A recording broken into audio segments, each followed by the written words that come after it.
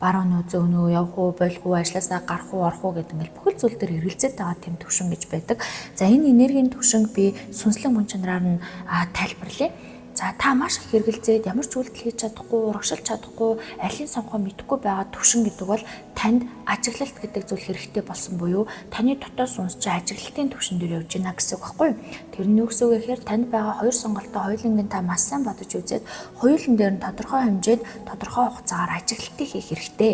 Та ажиглалтыг сайн хийгээд зөв задлаад зөв сонголтыг хийгээд зөв шийдвэрийг хурдан гаргаж сурах гэж байгаа төвшөнд явж байгаа учраас танд ийм олон эргэлзээнүүд гарч ирж байна гэсэн үг.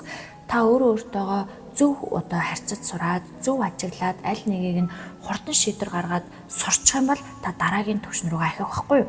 Тэгэхээр яг одоо танд ажиглалт гэдэг ухаан хэрэгтэй байгаа юм байна. Та ажиглалт сурах га таны сүнс чинь таныг албаар ингэж сурах гэж байгаа учраас эргэлзүүлэх үс тэм сонголтуудыг өгөөд байгаа. Үндэ энэ эргэлзээд байгаа юм шиг сонголтууд чинь өөр дагавар нь яг адилхан байгаа. Та аль ч замаар явсан өөрөө хүсээд өөрөө тэр эргэлзээндээ хийж байгаа зүйлдээ эргэлзэхгүйгээр сонгож чадах юм бол та тэр хүсэж байгаа үр дүнгээ авч чадна. Гол нь эргэлзүүлээд байна гэдэг нь хоёр эрс тэрс зам байна гэсэн үг биш. Эсвэргээрээ харин та ажиглал сурах хэрэгтэй байна. Юмд фокустай сурах хэрэгтэй байна тий.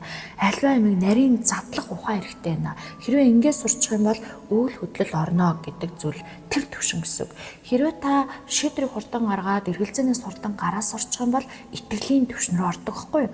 Юу гэсэн үг гэхээр өөрийн дотоод шийдвэрдээ итгэж эхэлнэ, дотоод үннээ ялгаж эхэлнэ, өөрийгөө юу хийх гээд байгааг, юу хийх ёстойгоо мэдэрч эхэлнэ, өөрийгөө бас энергийн төвшин ингээд илүү задлаад, илүү хүчтэй болгоод, илүү ухаалаг болгож байна л гэсэн үг. Тэгэхээр бидний дотоод сүнс чи угаасаа л улам боловсрох гэж, улам хөгжих гэж хүн нэг даваагаа давчвал дараагийн сорилтыг оруулж ирлээ. Төвшин гэж яриул 10 төвшин биш бүр ингээд хэдэн мянган төвшин байдаг байхгүй юу хүнд хэдэн мянган энергийн төвшин байдаг. Тэгэхээр нэг юмыг сурах болгонд л дараагийн сорилт дараагийн ухаарлал нь орж ирэх гэдэг учраас ингэ явж байгаа гэсэн. Гэтэл энэ эргэлзээний төвшин гэдэг чинь бол ерөөс анхан шатнуудын сорилтуудын нэг байхгүй юу. Тэгэхээр эргэлцгээ болохын тулд та ажиглах ёстой. За ажиглал сурахын тулд та гүн амьсгал авч сурах ёстой. Талархаж сурах хэрэгтэй. Өөртөө бүх өнгөрсөн өдрүүдэд өөр хотлоо ажиллаж байсандаа өөрийнхөө дотоод сүнс ухамсартаа баярлаж талархаж сурах хэрэгтэй. Тэгжээч хүн илүү сайн ажиллаж, илүү сайн өөрийгөө мэдэрдэг. За мөн нам гүм орчинд байж байгальд гарах хэрэгтэй. Байгальд гараад алхаад нам гүм байх үедээ тэр хоёр сонголтынхоо ажиглалтыг задрагааг та маш сайн хийж чадна гэсэн.